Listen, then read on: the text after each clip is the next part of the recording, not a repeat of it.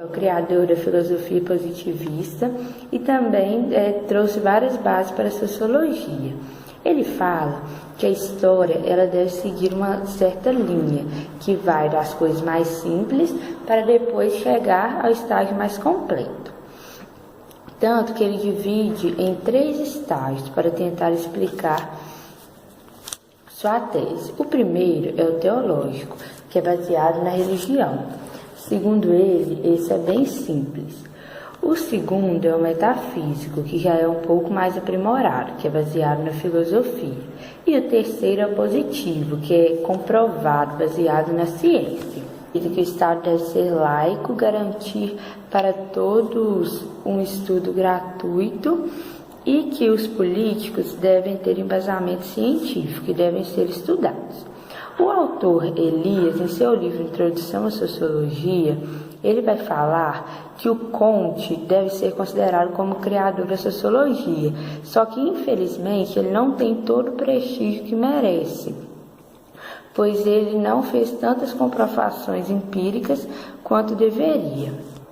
Os trechos do livro do Elias, ele vai citar que o Comte fala que os problemas sociais só serão resolvidos quando as ciências sociais acharem uma lei imutável para esses problemas, assim como a filosofia e a biologia têm as leis naturais. Eram Comte como positivistas, mas o Elias não vai considerar, porque ele fala que os positivistas baseiam suas teses nas observações, diferentes do Comte, que faz uma interdependência observação com o trabalho científico. O positivista ele vai colocar a mulher como um ser submisso ao homem, tanto que ela vai dialogar com o sacerdote, ou seja, ela que vai ser o ser da dúvida, ela que vai fazer as perguntas. Ele também vai colocar a mulher como com certa submissão, por ele, na cabeça dele, perceber que a mulher é um ser propenso à obediência e ao sentimento. Aí na música da Elba Ramalho, ela vai mostrar que mesmo a mulher sendo ser assim um pouco mais sensível, ela não é frágil, é ela que completa o homem, ela é o ser forte, ela é aquela progenitora, desconstruindo então a submissão que o Comte tanto tenta mostrar. Do catecismo positivista do Comte, a teoria geral da religião, em que logo no início a mulher pede ao sacerdote para ele explicar qual que é a origem etimológica da religião. E ele fala que a origem da palavra religião parece muito com a da síntese, que é uma mistura de elementos diferentes que tem como objetivo chegar a um bem comum.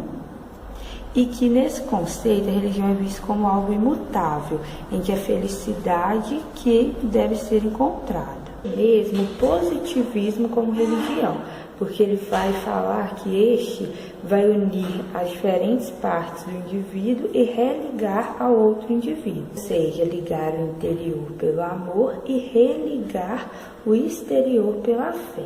Ele é quando o altruísmo vai passar por cima do egoísmo, porque muitas vezes na sociedade o egoísmo tenta se sobrepor. Então, quando o altruísmo passar por cima dele, a sociedade vai encontrar o amor, que esse deve ser o princípio da capaz de ligar um homem ao seu semelhante. E a fé positiva tem uma dupla harmonia entre o objeto e o sujeito. Vale falar também que o culto é o bem amar, o dogma é o bem conhecer e o regime é o bem servir a humanidade. E o culto vai regular sentimentos, o dogma nossos pensamentos e o regime nossos atos. E o espírito positivo é necessária a fórmula sagrada do positivismo, que é o amor por princípio, a ordem por base e o progresso por fim, sempre mostrando que o amor e a fé que são aquelas virtudes capazes de conduzir os indivíduos em busca do progresso.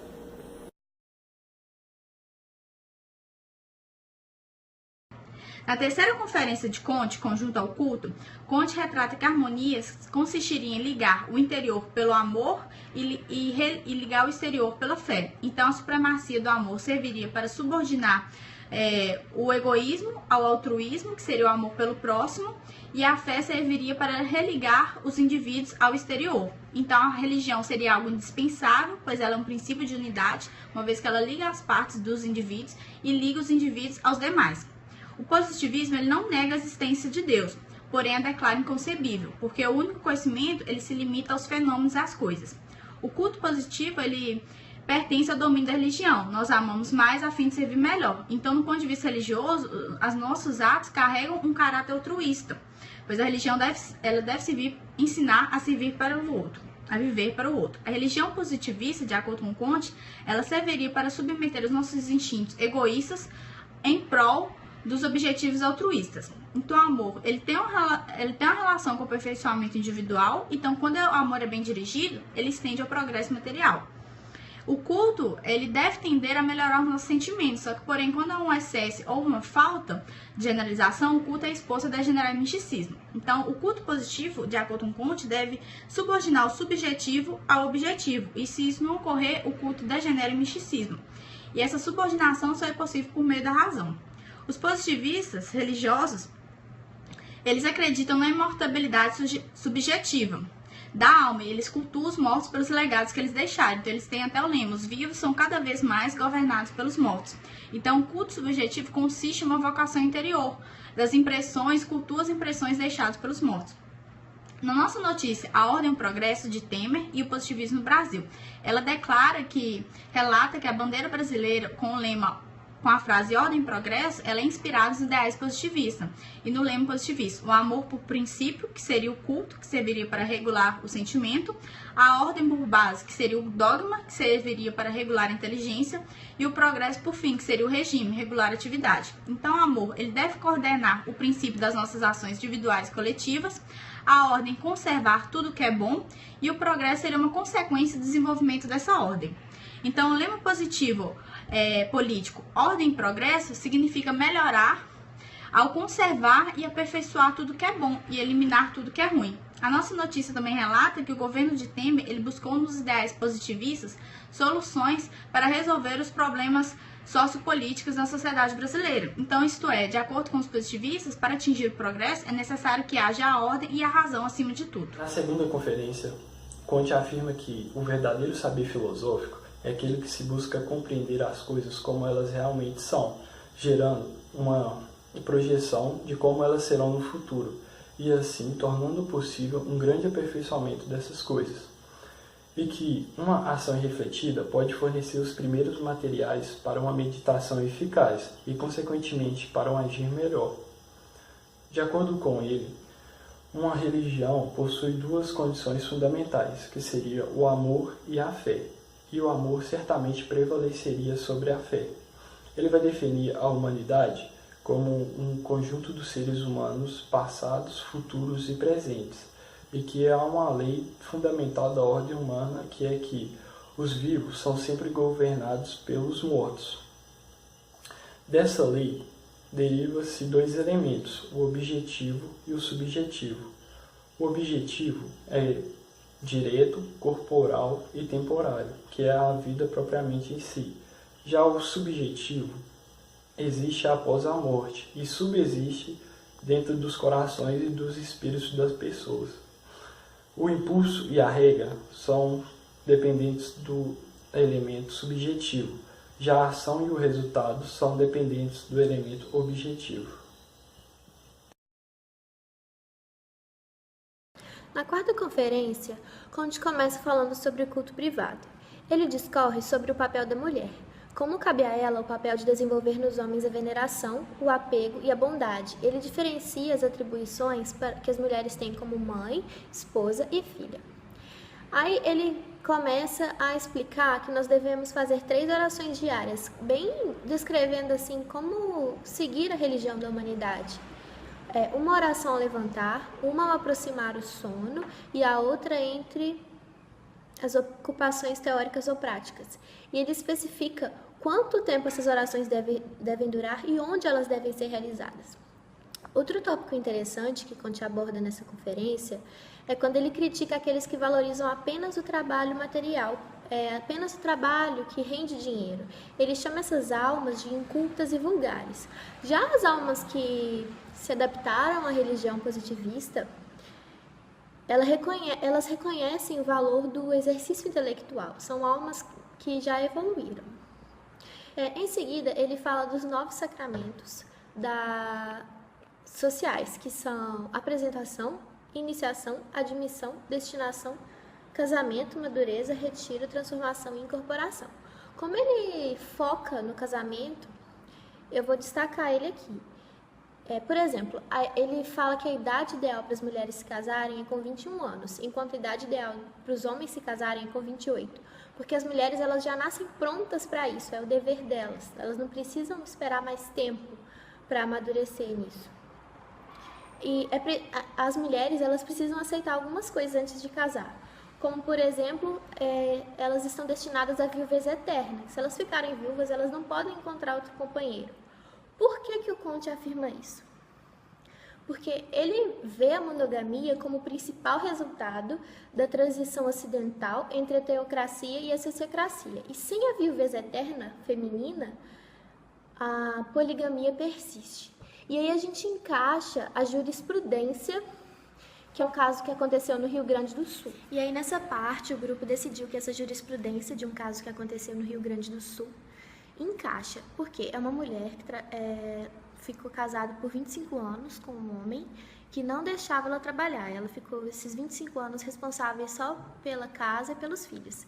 E aí quando eles se divorciam, ela consegue alguns empregos, mas nada suficiente para se manter, porque ela não tinha experiência. Então ela entra com uma ação pedindo 30% dos ganhos dele como uma pensão. Ela no final ganha 20%.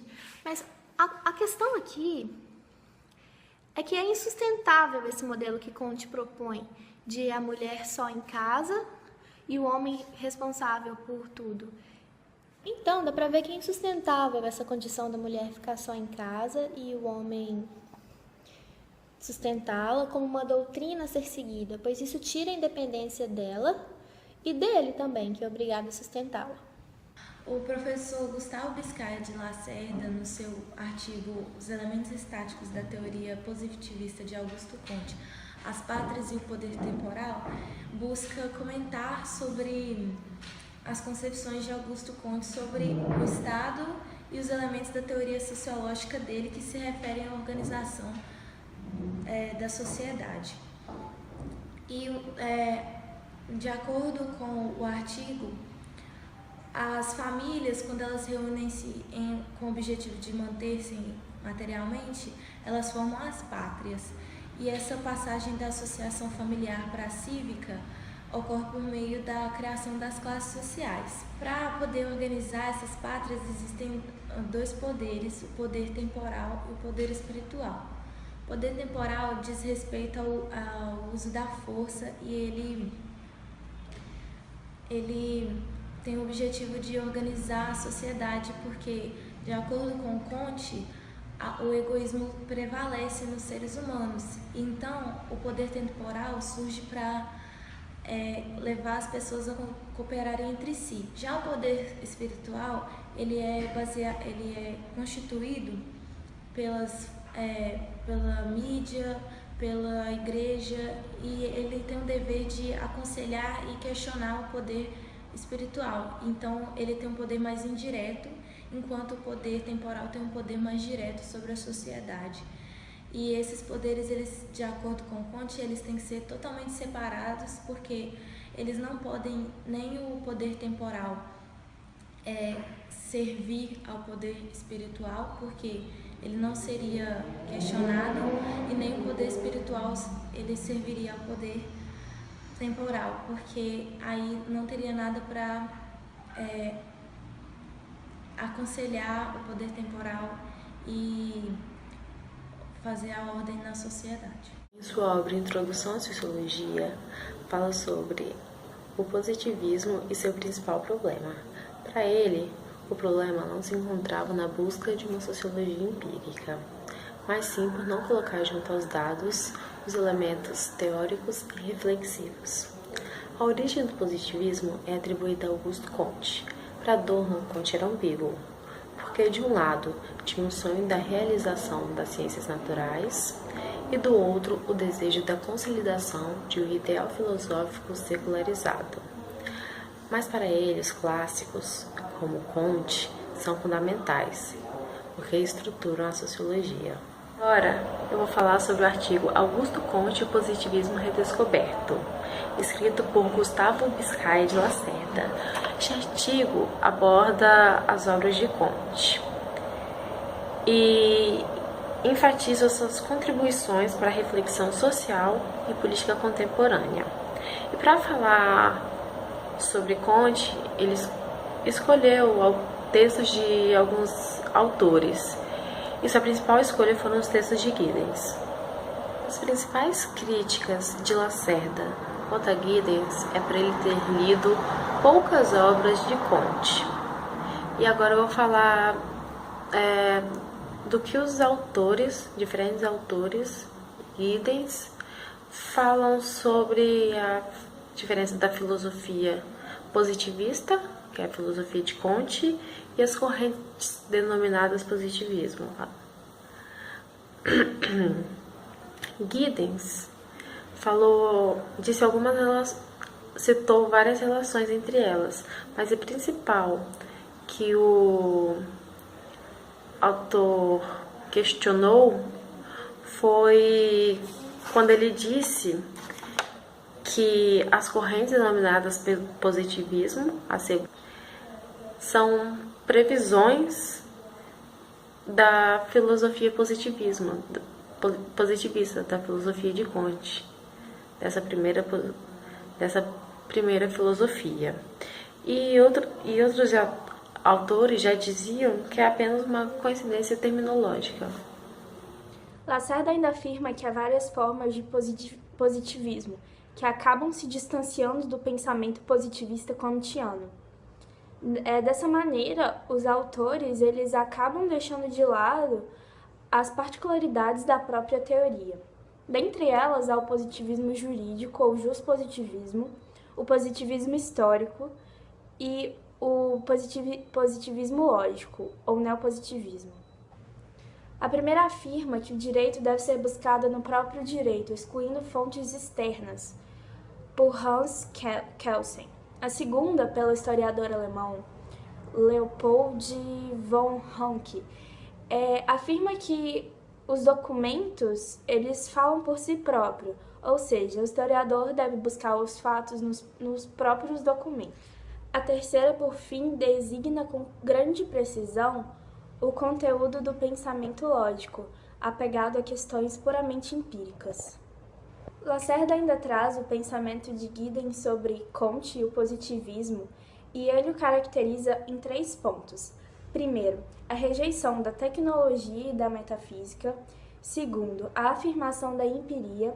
E terceiro, a afirmação da ciência como conhecimento verdadeiro da realidade.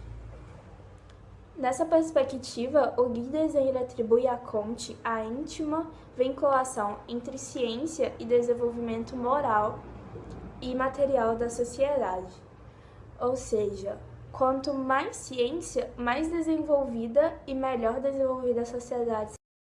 Lacerda ainda traz autores contemporâneos que resgatam a obra positivista de Comte e, ao mesmo tempo, afirmam a sua própria teoria, como Juliette Grange, Sergio Teskey e Lauren Fede. Portanto, não se trata simplesmente de um debate teórico, mas sim evitar o senso comum acadêmico e a repetição mecânica de estereótipos do que com a reflexão do pensamento do autor. O Funaíra fala que nós não devemos nos conformar com as rotinas, com as falsas concepções e as superstições que são impostas em sociedade. Então, dado que os poderes políticos eles desejam que a população não reflita o sistema, o regime em si, não faça uma análise científica desse regime e não chegue a conhecimento verdadeiro. Então, segundo o positivismo, as superstições, as crenças sobrenaturais, elas devem ser ignoradas porque elas impedem o desenvolvimento da humanidade, e uma vez que não tem um conhecimento e um embasamento científico em si.